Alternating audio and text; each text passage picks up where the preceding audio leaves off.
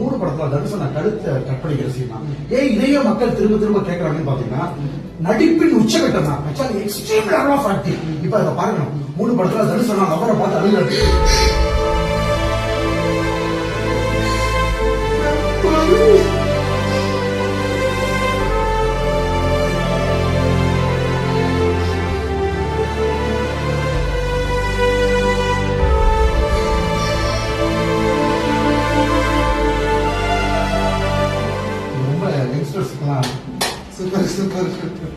அடுத்து வந்து குட்டி சிவாஜின்னு சொல்றாங்க.